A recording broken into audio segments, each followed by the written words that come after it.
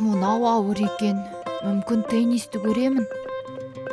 Марлен, анау доптармен не істеп отырсың? Ал егер ракетканы сындырып алсам ше? Марлен, ау, не істеп отырсың? София, бір нәрсе дедің бе? Не туралы ойланып кеткенсің деймін. Қане, жерге түс. Бір үлкен мәселені шеше алмай отырмын. Қане енді айтсаңшы, бірге шешіп көрейік. Сен мұны шеше алатыныңа сенімсізбін. Негізі, мен математикадан өте жақсымын. Егер математикалық есеп болса ғой, ол одан да қиын. Онда қандай? Өмірлік десе де болады. Философиялық дер едім. Мүмкін айтарсың енді. Әйтпесе мына айтқаныңнан түк түсінбедім. Түсінесің бе? Мен футбол, теннис, баскетболдың қайсына жазыларымды білмей отырмын. Осыны да мәселе деп отырсың ба? Оның үстіне философиялық сөздер айтасың. Футболдан қайдағы философияны таптың? Айтып тұрмын ғой, еш нәрсе түсінбейсің. Сен онда түсіндір.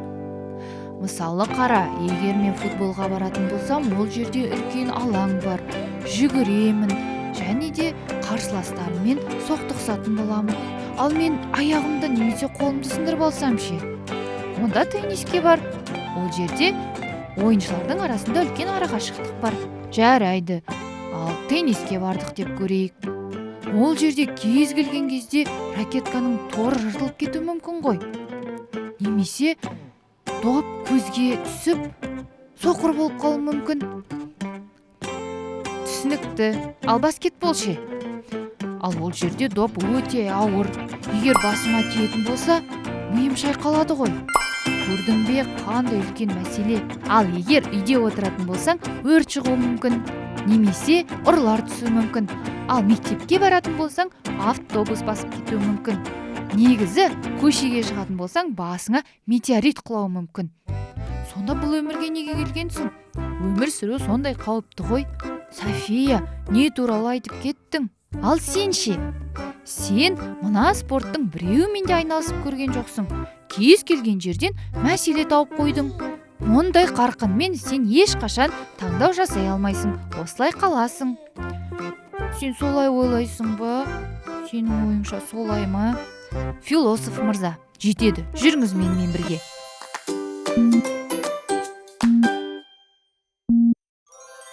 Балалар, бүгін мен өз достарымды қонаққа шақырдым.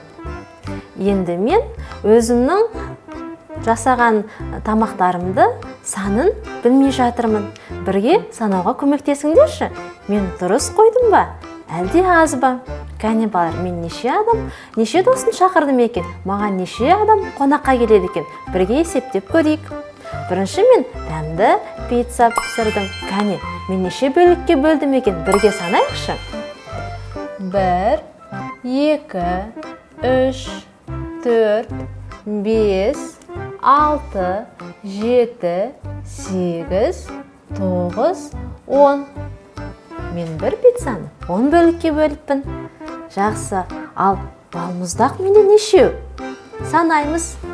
1, 2, 3, 4, 5, 6, 7, 8, 9, 10.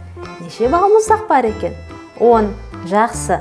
Енді сусындарымызды санаймыз. Мен оны арнайы дайындап, бірден стакандарға құйып қойдым. 1, 2, 3, 4, 5. Және неше түтікше бар екен менде? 1, 2, 3, 4, 5. 5 түтікше, 5 стакан. 5-ке 5-ті қоссақ балар, неше болады екен? Жауабын білеміз бе? Кәне балалар, ол үшін тағы да бір жұмбаққа назар аударайық. Оң қолымда 5 саусақ, сол қолымда 5 саусақ. 5-ті 5-ке қосқанда болады екен балалар. Неше саусақ? Кәне, 10, дұрыс айтасыңдар. 5-ке 5-ті қоссақ 10 болады. Сонда бүгін балалар, сендер танысатын сандарың ол 10. 10 цифры сандық сәуледе 9 саннан кейін тұрады. Яғни 10 санының алдыңғы көршісі 9, 10-нан кейін 11. 10 саны ең кіші 2 таңбалы сан. Неге 2 таңбалы сан балалар? Ойландық па? Оны біз қазір 10 санын жазу барысында анықтаймыз. Ол үшін бізге тор көздің бірінші тор көзге бір сан жазамыз. Бір сан бар, жаза аламыз ба? Иә, сендер жаза аласыңдар, өйткені оның бәрін сендер үйрендіңдер. Кәне, бір санын әдемілеп жазамыз. Жақсы. Енді бірден кейін 0 санын жазамыз. Жаздық па, балалар? Кәне, балалар, қайталаймыз. Бір санын жазамыз, әдемілеп. Бірінші тор көзге. Және бөлек екінші тор көзге 0 санын жазамыз. Жақсы. Енді балалар, 1 және 0 санын қосып оқығанда 10 деп оқимыз. Бұл 10 саны және цифры. Кәне, ауаға бір рет жазайықшы. Қолымызға қаламсабымызды әдемілеп дұрыстап ұстаймыз. Жақсы. Ауаға жазамыз. Кәне, қолымызды жоғары көтереміз. Бірінші қысқа сызық жоғары қарай, төмен қарай ұзын сызық сызамыз. Астынан көлбеу бір сызық. Жақсы. Енді 0 санын жазу үшін біз не істейміз, балалар? Жақсы. Сопақша етіп дөңгелектейміз. Кәне, тағы да қайталаймыз 0 санын. Өте жақсы, балалар. Бізде 10 санын жаздық. Балалар, енді бағана бірінші сұраққа қайттан оралайық. Неге 10 саны ең кіші екі таңбалы сан? Себебі 10 саны 2 цифрден тұрады. Ол 1 және 0. Жақсы, балалар. 10 санын үйрендік пе? Жақсы, балалар. Енді бізде неше саусақ бар екен білдік. Оң қолымызда 5, сол қолымызда 5. Қосса, бізде 10 саусақ бар екен. Жарайсыңдар, балалар.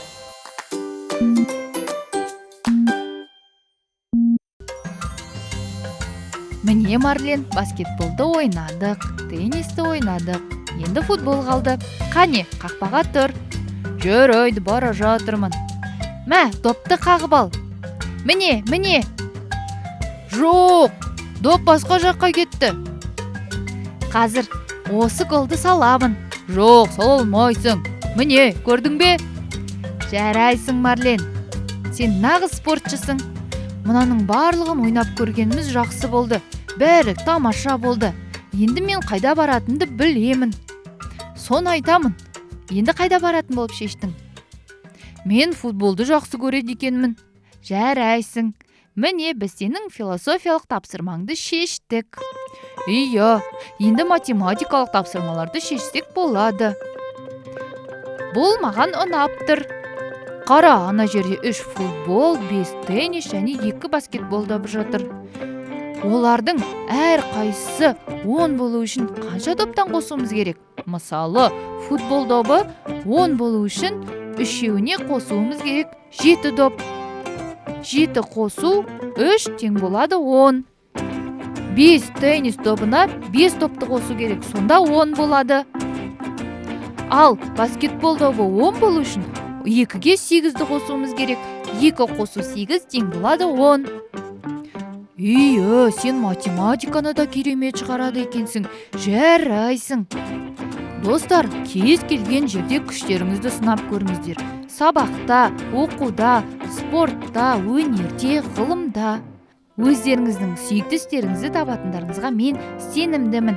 Егер сүйікті істеріңізді тапқан болсаңыздар, бізбен бөлісіңіздер. Күтеміз.